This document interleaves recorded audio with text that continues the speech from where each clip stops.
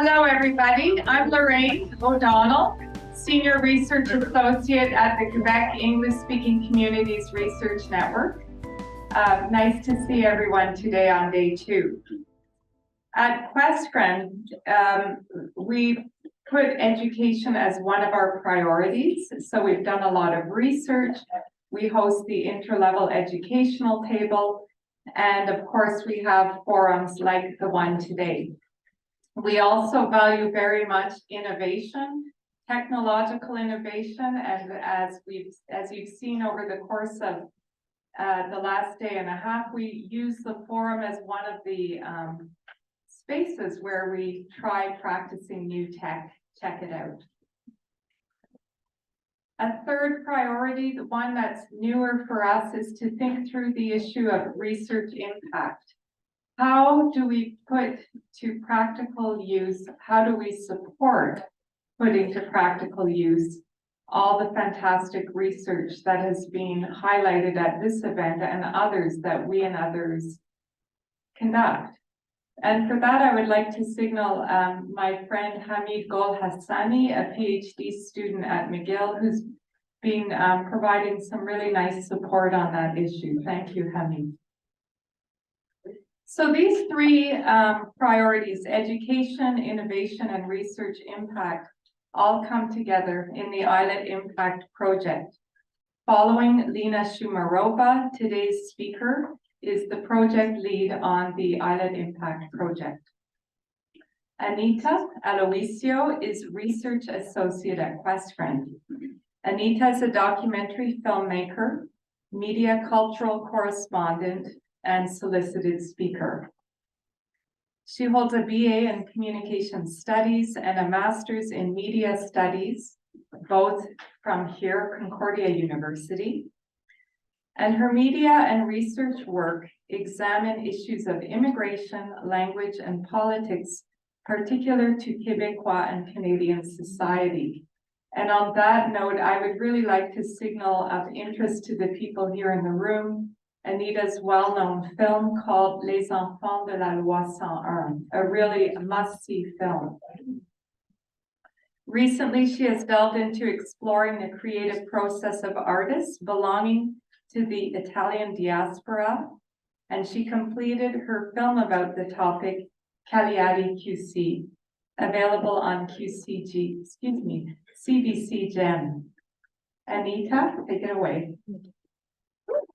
Thank you, Lorraine, so much for your support. I want to underline that I'm extremely proud and grateful to have been given the opportunity to work and collaborate with such a team like the one at QUESCREN, and to be able to be given the opportunity to collaborate on the ILET Impact Project. Thank you to all of you for being here. And this is a great moment for us to actually feature the work that we've been doing for a little over a year. So the ILET Hub, an innovative tool for knowledge mobilization. This is a good position for me. Okay, thank you. So I'm a Mac person, and this is going to be a challenge right now. So if I make a few mistakes, please bear with me. So first things first, I know you've heard of ILET, but for those who haven't, I think it's important to define what is ILET and ILET Impact. So ILET stands for the acronym of Interlevel Educational Table, or La Table Éducative Inter-Ordre, and it was created by QUESCREN in 2017, really to come in to support Quebec's English language education system through research, knowledge mobilization, and other educational activities. But the ILET Impact Project really was meant and is continuing to do so to amplify ILET's work with the creation now of knowledge mobilization products, and I'll get to that in just a second, and also the creation of a website, the ILET Research Hub. What is the ILET Research Hub, ou le portail de recherche, ILET? It was meant to respond to the needs of all our practitioners of the community, the educational community in the English language speaking educational system, to facilitate access to research and knowledge. And how do we facilitate that at all levels of the English language education system in Quebec? Well, we have a series of objectives. Accessibility is everything. What does that mean? Well, provide the research on various platforms in a way that is effective, using plain language and using evidence-based knowledge. That is key. And in doing so, we raise awareness of the knowledge of the research that's being produced. And we also facilitate understanding of this community of the official language minority and its educational ecosystem. The other thing that's also primordial in all of this is the connections. We're doing this continuously. We've done this so far, yesterday, today, connection between researchers, practitioners, decision makers, stakeholders, everyone coming together to exchange on the work that's being done and how better to mobilize it and how better to feature it.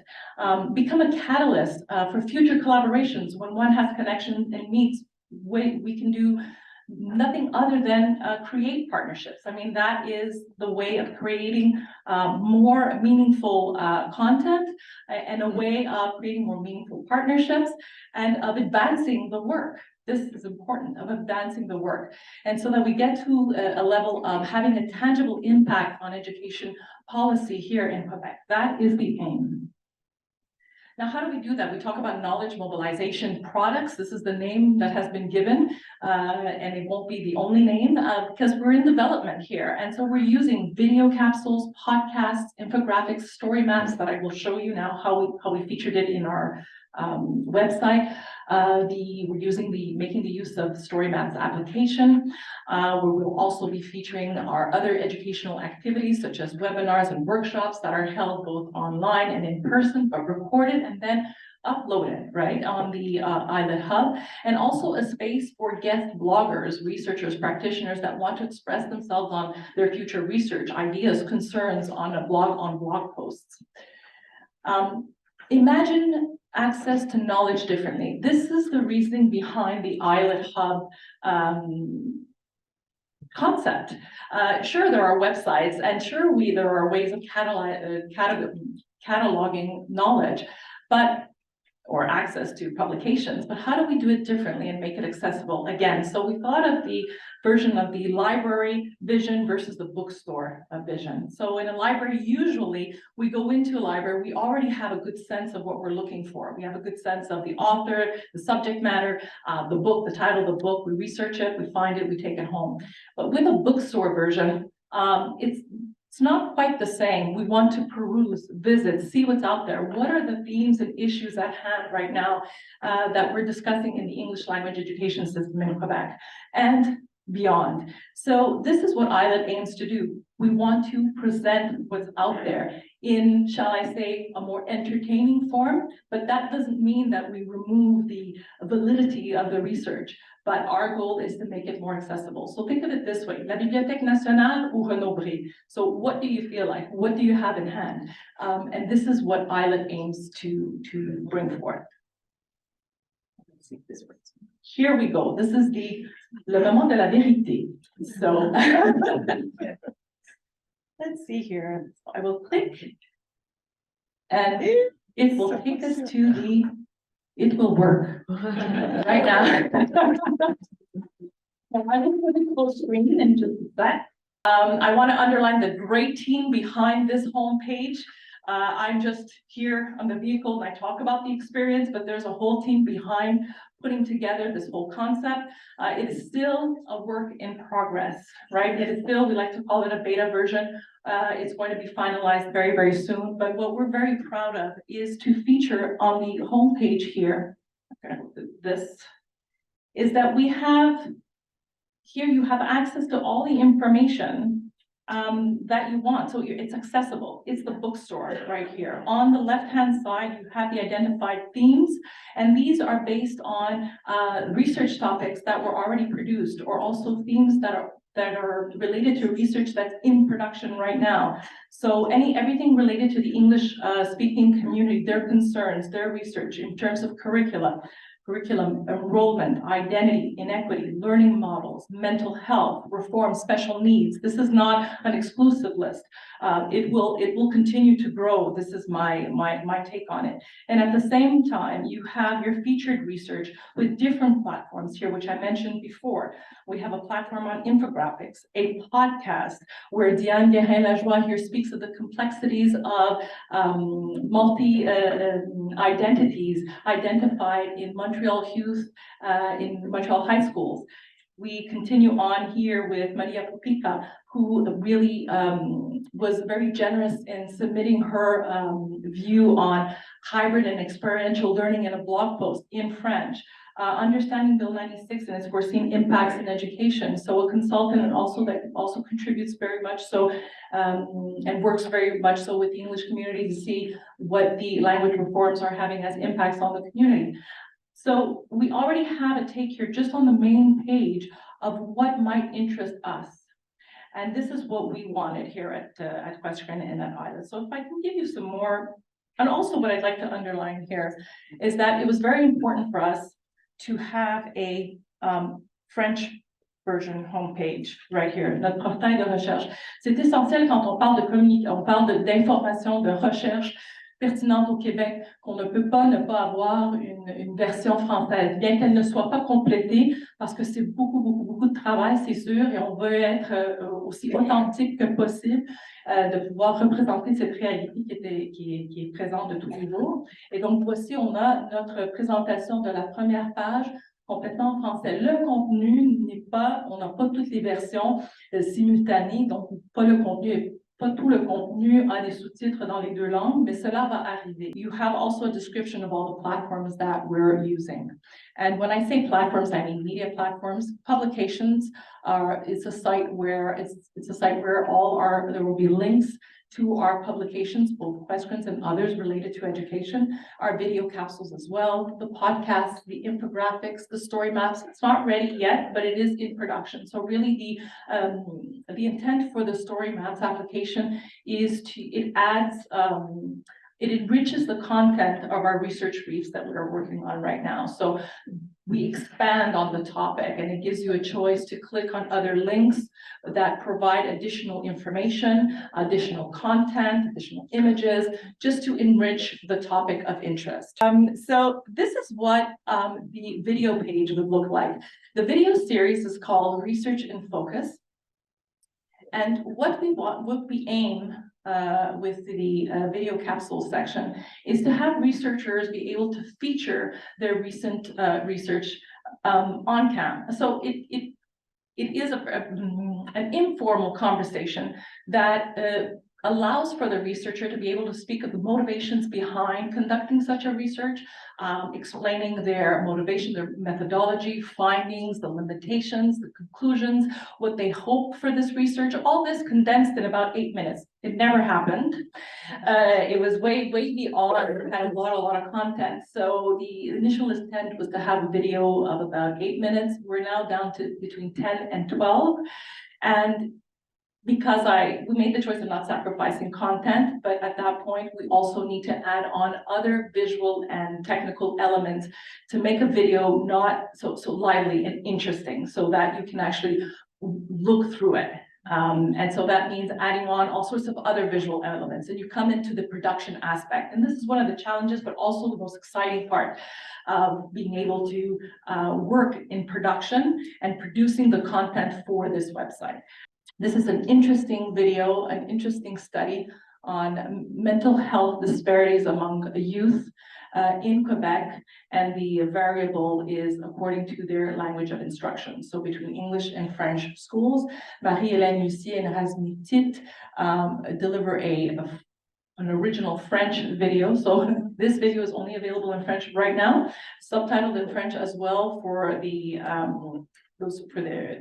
those who have trouble hearing. I forget the term, but that's closed caption. Thank you so much. So we're thinking about all these things as well when we want everyone to have access. Accessibility is also something that means everyone be able to view, hear, and understand the material. Go back to podcasts. This is another great podcast that unfortunately today is not ready, but almost. So stay tuned.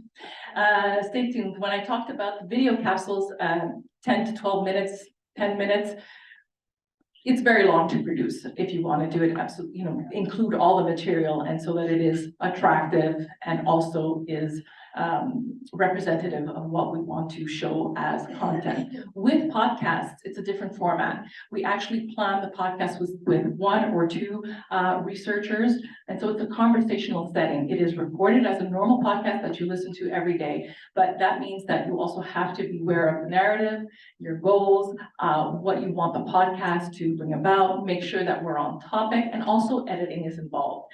So to make the researcher also sound, not also sound, but make sure that we yield the information as quickly and as efficiently as possible, and also pleasant to listening to the podcast. But this is again, an example. This is what it will look like. Under here, you will have the link to the podcast, but in the meantime, we could just click on her profile.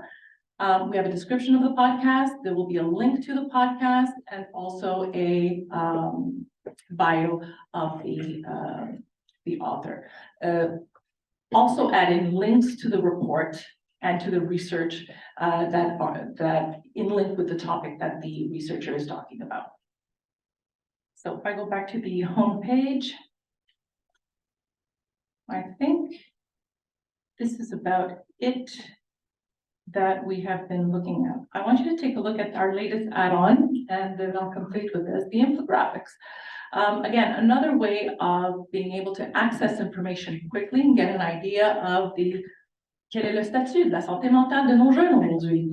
Donc, voilà, ça c'est très important. Donc, ce qu'on a décidé de faire ici, c'est de voir ce qu'on a déjà proposé comme contenu. On parle déjà de santé mentale. On a une vidéo sur la santé mentale des jeunes qui est basée sur un rapport de l'INSPQ. Donc, pourquoi pas ne pas avoir aussi une infographie qui va, dans un clin d'œil, pouvoir nous donner les faits saillants de cette étude. Et donc aussi, ça pose ses propres défis. It has its own challenges here, but again, a great team on board here to highlight the important information coming in and just staring at us here. So I go back to the home page. So no, we can go to the next slide over here because I think I'm practically done. I mean, I went through the website of what it's looking like.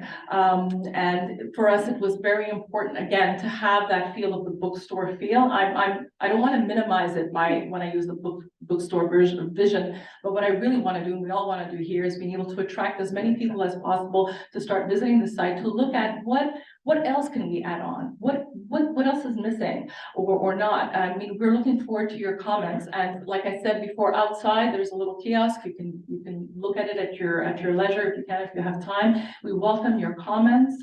For us, it's very important because we're here and ILET Hub here, le portail de recherche est ici justement pour pouvoir satisfaire les besoins ou les requêtes de notre communauté. Donc, merci beaucoup. Thank you very much for your time. First of all, let's give a round of applause to Anita for her really stellar work. And also a sincere thank you to Canadian Heritage, which funded this project. So we're very grateful. We have in this room so many people concerned with education and amplifying impact of research, which is, done sometimes under very challenging conditions, as we've heard today. So I wonder if people have questions or comments about that hub and ways that we can learn if we decide to move forward with new versions or new iterations after the end of the current project, which is March 2024. Are there questions, comments? I think our probably know the initiative. We have a radar in March. And we're looking for more. We feel like I'm looking for a big mark for that, but I feel like it's not really fun. Okay, so the question was, how will people know? There's a great way for you to know. And that is to subscribe to the QUESCREN mailing list. Anna, in our circulating slides in the plenary, or do we have somewhere a link where people a QR code and anything? Not yet, but it'll be a follow-up email. Okay, so The banners. oh yes, on our banner, there's a QR code. Please go there. under resources and newsletter, and there's a subscribe button. That's a little bit indirect. But the quicker way is Anna Hunt just told me she's going to do a follow-up email to everyone who has registered, and you will be invited to subscribe to our newsletter. Follow us on Facebook, follow us on LinkedIn. Questions or comments? Feedback? Those of you who work in education, we'd love to hear from you. What do you think about that kind of platform? Who do you think would, or people in government, who do you think would want to see that? How can we roll this out beyond the QUESCREN people? Yeah, I have a comment. I'll stand up so people can hear. I have a comment. I like the idea of when you explain the difference between library and bookstore, because it's the going after the idea of bookstore, it democratizes access to research. And one of the things is being inside education, and I'm inside vocational training, so we're not really a part of the population that automatically goes towards research. Right? For us, research is something that happens by really smart people at university. And I have to fix this car. So we don't really see the connection. So the idea behind having a bookstore, which is more about, what's going on out there? It democratizes the idea that research can be for everyone. It's not just for a bunch of academics at university. So I guess my comment would be, I like that idea. And what I would bring forth would be, okay, how do we bring this to these populations? How do we bring this idea that, hey, vocational education teacher, the person teaching machining, why would you go to that site? And what are you going to get out of it? What can your student get out of it? You know, so I think that's the part that I kind of look at and go, what about students in secondary 3 and 4 that are learning media literacy skills and the value of critical thinking of information on the internet? How would I bring them to this and go after that idea that, yeah, sure, some PhD student wrote this, but the information is accessible to you for moving forward in your life? I guess that would be, I don't know if it's a question or a comment, but it would be kind of cool to hear what your thoughts on that. Thank you for that question. We need to wrap up, but I think it's an important question, of course. I mean, now that things get warmed up, but one of the things is we want to start meeting individually. So you asked about how we're going to promote it when the hub is live, but even now that this presentation is behind me, the next step now is to actually meet with groups as well and hear from you on a one-to-one basis as to what else we can include. And vocational studies is something that also interests us, and we would like to have that point of view. So definitely, this is what we talk about with partnership, collaboration, and hearing your needs. So right now we're not there yet, but we are very open to be able to respond to that need. So I think we need to go, right? So please continue to the next sessions of the forum. Thank you so much.